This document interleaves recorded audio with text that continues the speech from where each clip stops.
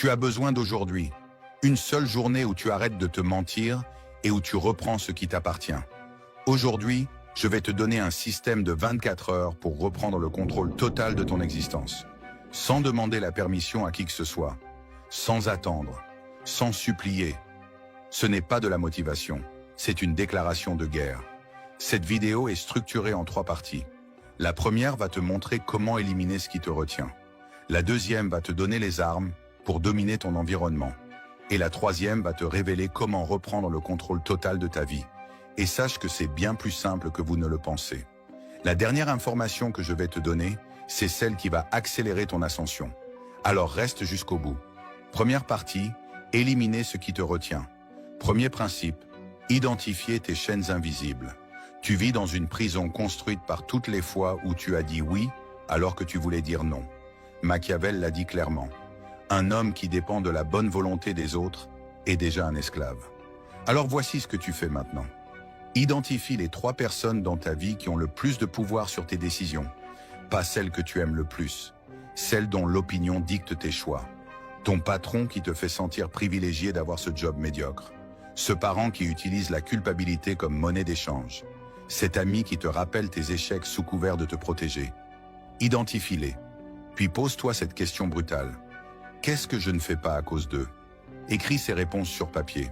Parce que ce que tu écris devient réel. Et ce qui devient réel peut être détruit. Deuxième principe, accepte que personne ne viendra te sauver. Jamais. Ton boss ne te donnera pas cette promotion par bonté d'âme. Ton partenaire ne changera pas miraculeusement. Tes amis ne cesseront pas de profiter de ta gentillesse. Le monde ne s'ajuste pas à tes désirs.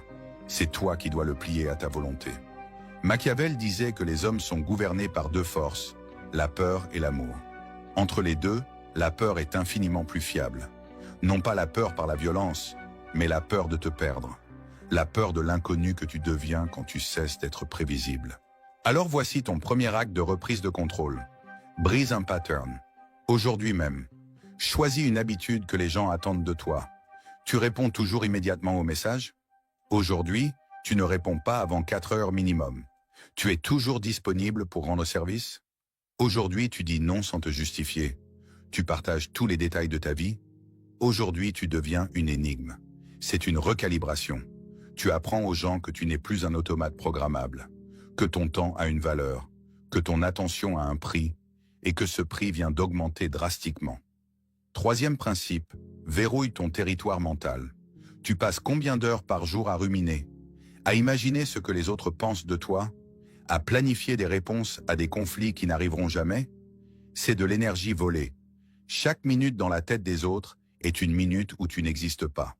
Machiavel disait qu'un prince doit avoir l'esprit comme une forteresse.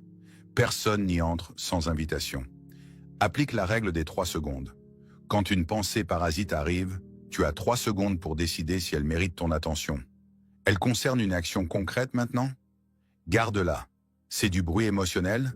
Éjecte-la. Pas de négociation. 3 secondes. Décision, exécution. Cette discipline transforme ton cerveau en machine de guerre plutôt qu'en chambre d'écho pour angoisse. Quatrième principe. Crée ton périmètre de souveraineté. C'est la zone de ta vie où personne n'interfère. Pas tes parents, pas ton partenaire, pas tes amis, personne. 1 heure par jour, 1 jour par semaine, un projet personnel, peu importe. Ce territoire est non négociable, inviolable, sacré. Pourquoi? Parce qu'un homme sans territoire n'est pas un homme, c'est un refuge pour les besoins des autres. Tu deviens l'extension de leurs désirs plutôt qu'une entité autonome. Dans ce périmètre, tu ne te justifies pas, tu ne t'excuses pas, tu existes, point final. Si quelqu'un essaie de franchir cette frontière, tu n'argues pas. Tu expulses, sans colère, sans drame, avec la froideur d'un roi qui défend son royaume. Maintenant, écoute-moi bien, parce que si tu appliques seulement ces 4 principes, tu vas échouer. Tu sais pourquoi? Parce qu'éliminer ce qui te retient, ce n'est que la moitié de la bataille. L'autre moitié, c'est de construire les armes qui vont te permettre de dominer. Et c'est exactement ce que la deuxième partie va te donner. Reste concentré. Deuxième partie, les armes de domination. 5e principe, reprogramme ton langage. Chaque mot que tu choisis programme ta réalité et celle des autres. Fais cet exercice aujourd'hui. Compte combien de fois tu utilises des formulations qui diluent ton pouvoir. Je pense que, peut-être, si ça ne te dérange pas, je ne suis pas sûr, mais, désolé de te déranger, ces expressions sont des drapeaux blancs, linguistiques. Tu annonces ta reddition avant d'avoir combattu. À partir de maintenant, remplace cette langue de vassal par une langue de souverain. Je pense que devient voici ce qui va se passer. Peut-être devient clairement. Si ça ne te dérange pas, disparaît complètement. Tu ne demandes pas la permission d'exister. Tu informes le monde de tes décisions. Ce n'est pas de l'arrogance, c'est de la clarté. Et la clarté est pouvoir. Les gens respectent ce qui est défini. Ils exploitent ce qui est flou. 6e principe. Abandonne ce qui ne te sert pas. Tu portes des responsabilités qui ne t'appartiennent pas. Des problèmes que tu as adoptés. Des guerres qui ne sont pas les tiennes. Des sauvetages que personne ne t'a demandé. Machiavel disait qu'un prince sage ne gaspille jamais ses ressources sur des batailles qui ne servent pas ses intérêts directs. Aujourd'hui, fais l'inventaire. Prends chaque problème dans ta vie et pose cette question. Est-ce que je perds quelque chose de concret si je laisse ça mourir? Pas quelque chose d'émotionnel, quelque chose de concret. Ta santé, ton argent, ta progression. Si la réponse est non, lâche prise, immédiatement. Sans cérémonie. Le drama familial qui dure depuis 10 ans, plus ton problème. L'ami qui vient se plaindre sans jamais agir, plus ton problème. La mission de sauver les gens de leur propre choix, plus ton problème. Tu n'es pas le Messie, tu es un homme en construction. Et la construction nécessite concentration, pas dispersion. Et attends, parce que ce prochain principe, c'est celui que la plupart des gens ne comprennent jamais. Ils pensent que le pouvoir vient de l'action. Ils se trompent complètement. 7e principe. Maîtrise le contrôle par le vide. Écoute attentivement parce que ça va à l'encontre de tout ce qu'on t'a enseigné. On t'a dit que pour réussir, tu dois faire plus. Travailler plus. Communiquer plus. Être présent plus. C'est faux. Le vrai pouvoir réside dans ce que tu ne fais pas. Dans ce que tu ne dis pas. Dans ce que tu ne montres pas. Aujourd'hui, crée du vide stratégique. Retire quelque chose de ta vie qui crée de la dépendance chez les autres. Tu es celui qui organise toujours les sorties?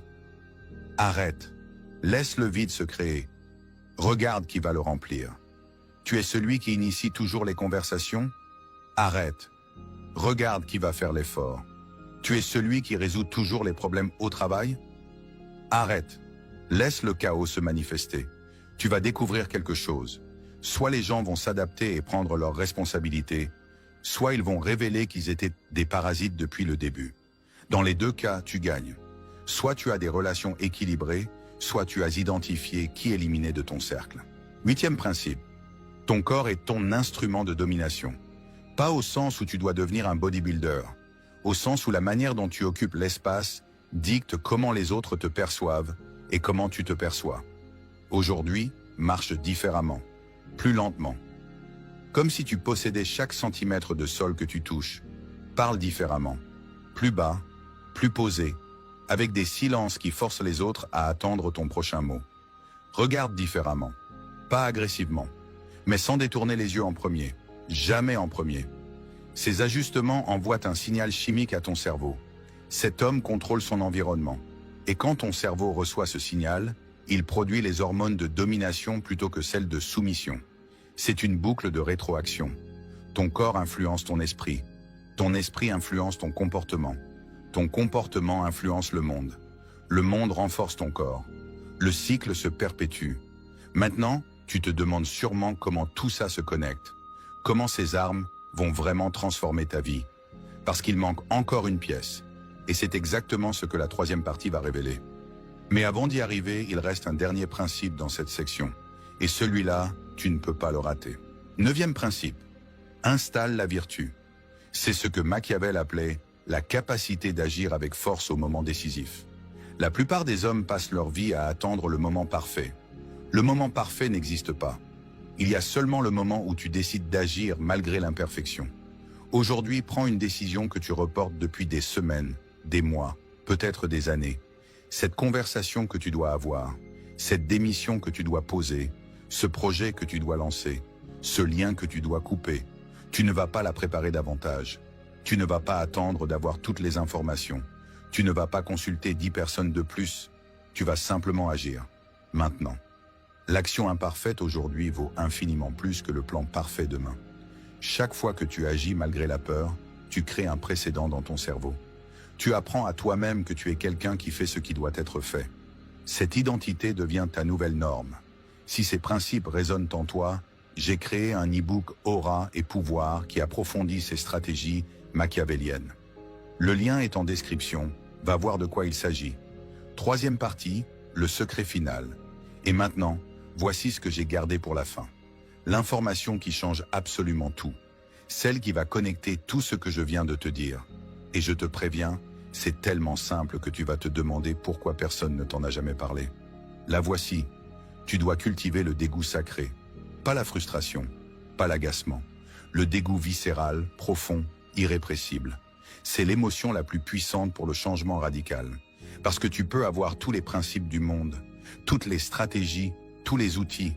Mais sans ce dégoût, tu vas retomber dans tes vieilles habitudes en moins de 3 jours. Le jour où tu peux dire « j'en ai marre », c'est le jour où tout bascule.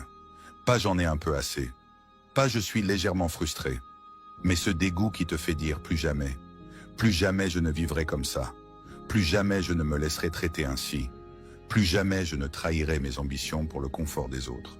Et voici pourquoi c'est l'information la plus importante de cette vidéo. Tous les principes que je t'ai donnés avant, ils sont inutiles si tu n'as pas ce dégoût comme carburant. Tu vas les appliquer pendant 2 jours, puis tu vas te dire « Ah, c'est trop dur, je vais reprendre mes anciennes habitudes ». Non. Le dégoût, c'est ce qui te maintient sur le chemin quand tout devient difficile.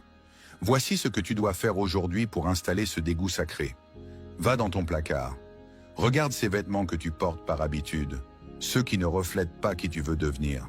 Choisis-en un, le pire, celui qui te fait sentir médiocre, et détruis-le, déchire-le, jette-le, brûle-le si tu veux.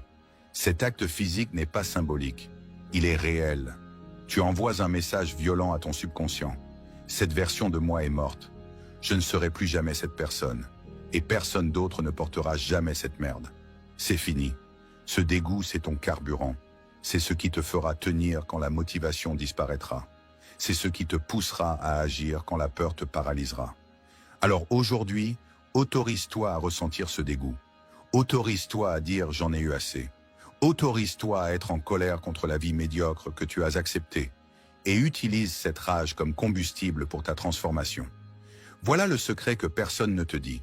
Le changement ne vient pas de l'inspiration. Il vient du refus absolu de continuer à vivre comme avant. Il vient de cette ligne dans le sable que tu traces et que tu jures de ne plus jamais franchir. Il vient de ce moment où tu regardes ta vie actuelle avec un tel dégoût que rester comme tu es devient plus douloureux que changer. C'est ça la troisième partie. C'est ça qui scelle ta reconquête. Voilà. 24 heures pour reprendre le contrôle. Pas en demandant la permission. Pas en attendant les bonnes conditions. Pas en suppliant l'univers de s'aligner sur tes désirs. Mais en prenant ce qui t'appartient déjà, mais que tu avais laissé d'autres posséder. Ta parole, ton temps, ton espace mental, ton corps, tes décisions, ta direction. Machiavel disait que la fortune favorise les audacieux, mais seulement ceux qui agissent comme si le monde leur appartenait déjà. Aujourd'hui, tu ne deviens pas quelqu'un d'autre.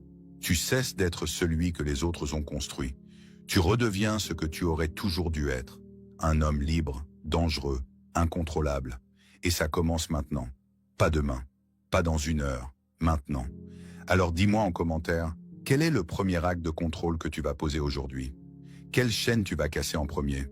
Écris-le, rends-le réel, et commence ta reconquête.